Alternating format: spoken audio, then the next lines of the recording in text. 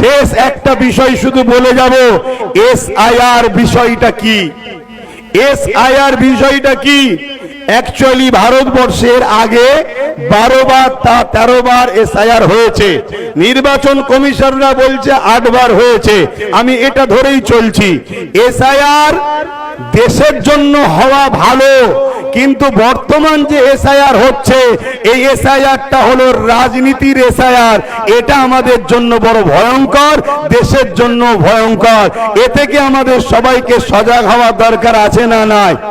কিন্তু আমি আপনাদেরকে প্রশ্ন করব, এই রাজ্য সরকার কি বলেছিল? আমি বেঁচে থাকতে এসআইআর হতে, জোরে বলুন হতে, এসআইআর শুরু হয়েছে না হয়নি? তাহলে রাজ্য সরকার আজকে বলো সে বেঁচে আছে না মরে গেছে? তাহলে আজকে এসআইআর হলো কেন? এই কৈফিয়ত দেওয়া দরকার আছে না নাই? অথচ আমার ভারতবর্ষে অনেক রাজ্যে তারা তাদের বিধানসভাতে বিল পাস করে এসআইআর কে তাদের রাজ্যে রুখে দিয়েছে। আজকে মুসলমান আমরা রাজ্য সরকারকে 215টার উপরে এমএলএ দিলাম, তারাও তো বিধানসভায় বিল পাস করতে পারত যে আমার বাংলায় এসআইআর আমরা চাই না, এই বিল করা দরকার ছিল না, ছিল না। কিন্তু বাইরে বলছে এসআইআর হতে দেবো না, যদি হয় লড়াই করব, একটা নাম বাদ গেলে ছাড়বো না। উপরন্তু 221 কোটি টাকা এসআইআর যাতে হয় রাজ্য সরকার খরচ করছে। এই আমি যে কথাগুলো বলছি রেকর্ড হচ্ছে না হয়নি? অতএব হুচুকে বাঙালির মতো লাপালে হবে না।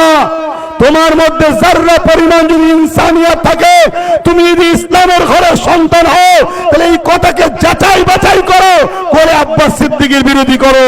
তাহলে 221 কোটি টাকা এসআইআর যাতে হয় এর জন্য রাজ্য সরকার বাজেট করেছে। আর 90,000-এর কাছাকাছি লোক যাতে অফিসার এসআইআর দ্রুত করতে পারে, এই অফিসার রাজ্য সরকার নির্বাচন কমিশনারকে দিয়েছে 90,000-এর উপরে। তাহলে বলুন রাজ্য সরকার এসআইআর এর পক্ষে না বিরুদ্ধে? জোরে বলুন। কিন্তু এরপরে আপনাদেরকে বলে যাব, আপনারা ঘাবড়ে গিয়ে ভুল পদক্ষেপ নেবেন না, কাগজপত্র জড়ো করুন।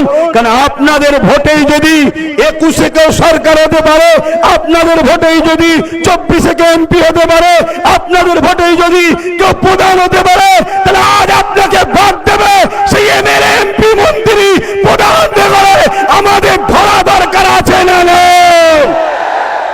তাই ঘাবড়ে গিয়ে কোনো ভুল পদক্ষেপ নেবেন না, কাগজ জোগাড় করুন। আর নামের একটু ভুলের জন্য অনেকে টেনশন করছে, খবরদার টেনশন করবেন না। বিশ্বাস যদি রাখেন তাহলে একটা কথা বলবো, চোখ কান খুলে রাখুন, কাগজ তৈরি রাখুন, নিজের জমি জায়গা পরিচয়পত্র যা আছে রেডি রাখুন। এতটুকু মনে রাখবেন, এই দেশ মোদি অমিত শাহ কারো বাবাকালীন সম্পত্তি নয়। যদি কারো উপরে জুলুম হয়, আমরা পাবলিক যারা দেশকে বিজয় করেছি, আমাদের পূর্বপুরুষদের অবদান আছে, আমরা সংগঠিত ঐক্য হয়ে রাজনীতির বাইরে গিয়ে জনগণ ভারতবাসী এক হয়ে যেভাবে ব্রিটিশদের বিরুদ্ধে লড়াই হয়েছে, আবার লড়াই আমরা করবো। রাজি আছে? যদি রাজি থাকেন উঠে দাঁড়ান, রাজি থাকেন উঠে দাঁড়ান, রাজি থাকেন উঠে দাঁড়ান। কিন্তু মনে রাখবেন, একটা লোক যদি জুলুম হয় এর জন্য বিজেপি যেমন দোষী, রাজ্য সরকারও দোষী। কেন তুমি 90,000 অফিসার দিলে? কেন তুমি 221 কোটি টাকা এসআইআর এর জন্য খরচ করছো? তাই বিজেপিও দোষী, রাজ্য সরকারও দোষী। আমার এই কথাতে কারা একমত একটু হাত তুলে সাক্ষী দেবেন? একমত আপনারা? একমত আপনারা? একমত আপনারা? তাহলে কতবার আন্দোলন করবেন? আন্দোলনের পাশাপাশি নিজেদের বাচ্চার ভবিষ্যতের জন্য মজবুত খুঁটি তৈরি করা দরকার আছে না নাই?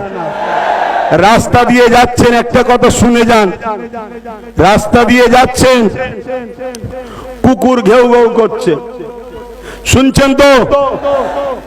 যদি হাতে একটা লাঠি থাকে ঘেউ ঘেউ করবে? জোরে বলেন।